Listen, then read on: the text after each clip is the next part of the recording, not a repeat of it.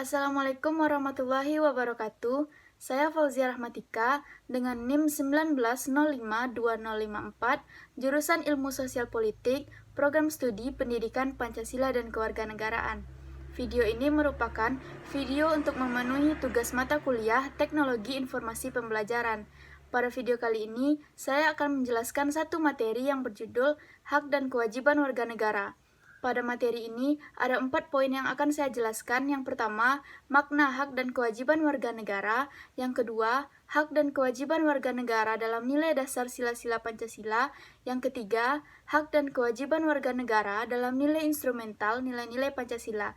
Dan yang keempat, pelanggaran hak dan pengingkaran kewajiban warga negara. Baiklah, langsung saja saya jelaskan materi yang pertama, yaitu makna hak dan kewajiban. Di sini, pengertian dari hak adalah sesuatu hal yang dapat kita peroleh setelah kita melakukan kewajiban. Adapun pengertian dari kewajiban itu adalah sesuatu keharusan yang harus kita lakukan, harus kita laksanakan sebelum kita mendapatkan hak atau sebelum kita menuntut hak.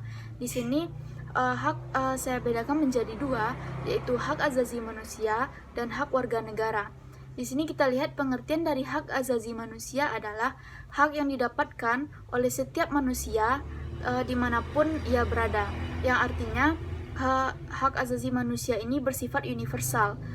Sedangkan hak warga negara itu hak yang dapat diperoleh pada seseorang dengan terikat oleh status kewarganegaraan, yang artinya hak warga negara Indonesia hanya dapat diperoleh oleh warga negara Indonesia yang tidak dapat berlaku pada negara lain. Hak dan kewajiban warga negara dalam nilai dasar sila-sila Pancasila. Hubungan antara hak dan kewajiban warga negara dalam Pancasila yaitu 1. Pada sila ketuhanan yang Maha Esa, menjamin hak warga negara untuk bebas memeluk agama sesuai dengan kepercayaan mereka masing-masing.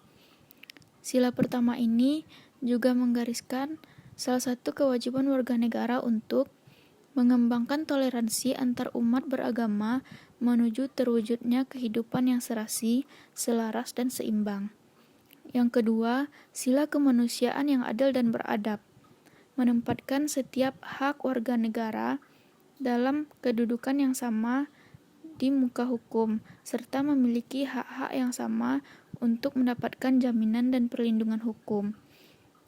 Salah satu kewajiban warga negara yang terdapat dalam sila kedua diantaranya mengembangkan sikap saling mencintai sesama manusia, tenggang rasa, dan tidak semena-mena kepada orang lain.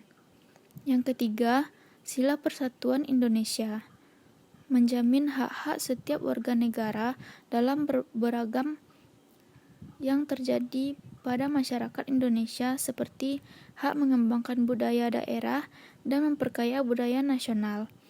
Sila ketiga mengamanatkan kewajiban warga negara untuk memajukan pergaulan demi persatuan dan kesatuan bangsa, mengembangkan persatuan Indonesia atas dasar Bhinneka Tunggal Ika, dan sanggup serta rela berkorban untuk kepentingan bangsa dan negara.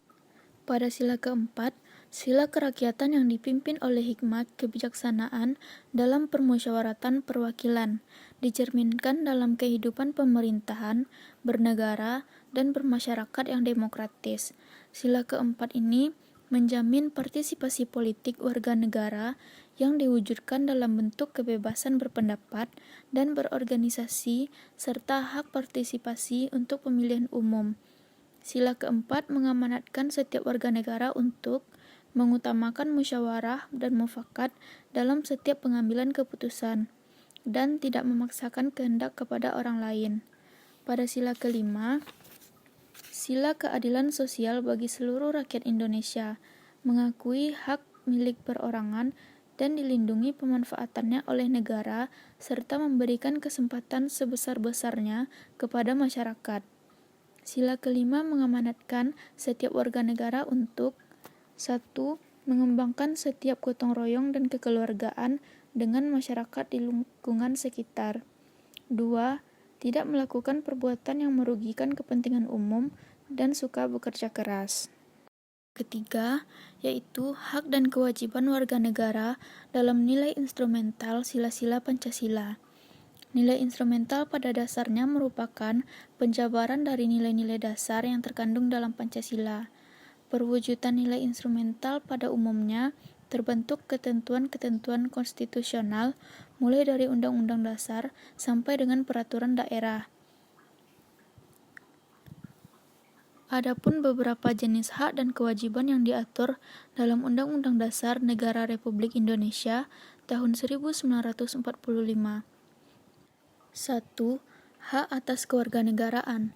Di sini timbul pertanyaan, siapakah yang menjadi warga negara dan penduduk Indonesia? Pada pasal 26 ayat 1 dan 2 dengan tegas menjawab pertanyaan tersebut. Berdasarkan ketentuan pasal tersebut, yang menjadi warga negara ialah orang-orang bangsa Indonesia asli dan orang-orang bangsa lain yang disahkan dengan undang-undang sebagai warga negara. Yang kedua, kesamaan kedudukan dalam hukum dan pemerintahan. Negara Republik Indonesia menganut azas bahwa setiap warga negara mempunyai kedudukan yang sama di hadapan hukum dan pemerintahan. Terdapat pada pasal 27 ayat 1 yang mengatakan bahwa segala warga negara bersamaan kedudukannya di dalam hukum dan pemerintahan dan wajib menjunjung hukum dan pemerintahan itu dengan baik tanpa kecuali. Yang ketiga, hak atas pekerjaan dan penghidupan yang layak bagi kemanusiaan. Terdapat dalam pasal 27 ayat 1 yang mengatakan bahwa tiap-tiap warga negara berhak atas pekerjaan dan penghidupan yang layak bagi manusia. Berbagai peraturan perundang-undangan yang mengatur hal ini seperti terdapat dalam Undang-Undang Agraria, Perkoperasian, Penanaman Modal, Sistem Pendidikan Nasional, Tenaga Kerja, Perbankan, dan lainnya yang bertujuan untuk menciptakan lapangan pekerjaan agar warga negara dapat memperoleh penghidupan yang lebih layak. Yang keempat, hak atas kewajiban bela negara. Terdapat dalam pasal 27 ayat 3 yang menyatakan bahwa setiap warga negara berhak dan wajib ikut serta dalam upaya pembelaan negara. Yang kelima, kemerdekaan berserikat dan berkumpul. Terdapat dalam pasal 28 yang menyatakan hak warga negara untuk berserikat dan berkumpul serta mengeluarkan pikiran secara lisan maupun tulisan dan sebagainya. Dalam ketentuan ini terdapat 3 hak warga negara, yaitu hak kebebasan berserikat, hak kebebasan berkumpul, serta hak kebebasan untuk berpendapat. Keenam, kemerdekaan memeluk agama. Terdapat dalam pasal 29 ayat 1 yang menyatakan bahwa negara berdasar atas ketuhanan yang Maha Esa. Ketentuan ayat ini menyatakan kepercayaan bangsa Indonesia terhadap Tuhan yang Maha Esa.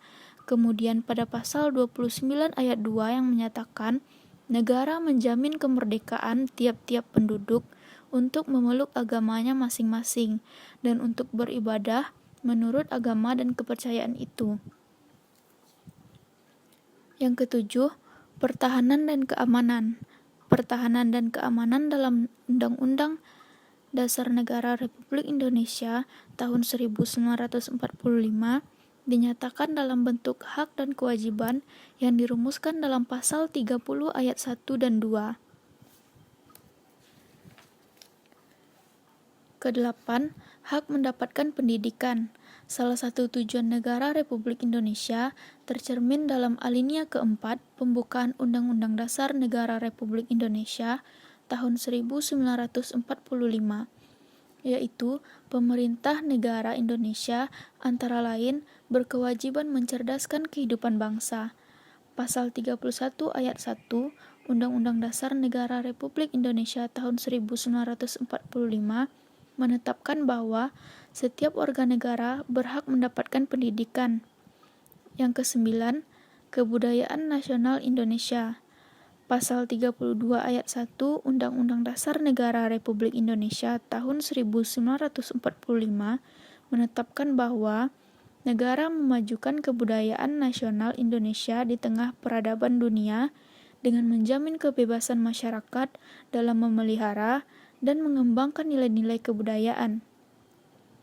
Hal ini merupakan penegasan atas jaminan hak warga negara untuk mengembangkan nilai-nilai budayanya.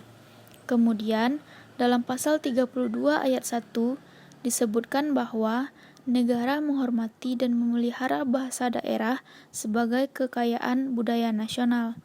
Ke-10, perekonomian nasional. Pada pasal 33 Undang-Undang Dasar Negara Republik Indonesia tahun 1945 mengatur tentang perekonomian nasional yang terdiri atas 5 ayat. Yang pertama, perekonomian disusun sebagai usaha bersama berdasarkan atas azas kekeluargaan. Kedua, cabang-cabang produksi yang penting bagi negara dan yang menguasai hajat hidup orang banyak dikuasai oleh negara. Ketiga, bumi dan air serta kekayaan alam yang terkandung di dalamnya dikuasai oleh negara dan dipergunakan sebesar-besarnya untuk kemakmuran rakyat. Keempat, perekonomian nasional diselenggarakan berdasarkan atas demokrasi ekonomi dengan prinsip kebersamaan, efisien berkeadilan, berkelanjutan, berwawasan lingkungan, kemandirian, serta dalam menjaga keseimbangan, kemajuan, dan kesatuan ekonomi nasional. Kelima, ketentuan lebih lanjut mengenai pelaksanaan pasal ini diatur dalam undang-undang. Ke-11, kesejahteraan sosial. Masalah kesejahteraan sosial dalam Undang-Undang Dasar Republik Indonesia tahun 1945 diatur dalam pasal 34. Pasal ini terdapat atas 4 ayat, yaitu fakir miskin dan anak-anak yang ditelantarkan dipelihara oleh negara. Kedua, negara mengembangkan sistem jaminan nasional bagi seluruh rakyat dan memperdayakan masyarakat yang lemah. Ketiga, negara bertanggung jawab atas penyediaan fasilitas pelayanan kesehatan dan fasilitas pelayanan umum yang layak. Keempat, ketentuan lebih lanjut mengenai pasal ini diatur dalam undang-undang. Poin materi yang keempat, yaitu kasus pelanggaran hak dan pengingkaran kewajiban warga negara. 1. Penyebab terjadinya pelanggaran hak dan pengingkaran kewajiban warga negara. Pelanggaran hak warga negara terjadi ketika warga negara tidak menikmati ataupun tidak memperoleh haknya sebagaimana yang ditetapkan oleh undang-undang. Pelanggaran hak warga negara merupakan akibat dari adanya kelalaian atau pengingkaran terhadap kewajiban, baik yang dilakukan oleh pemerintah maupun oleh warga negara itu sendiri.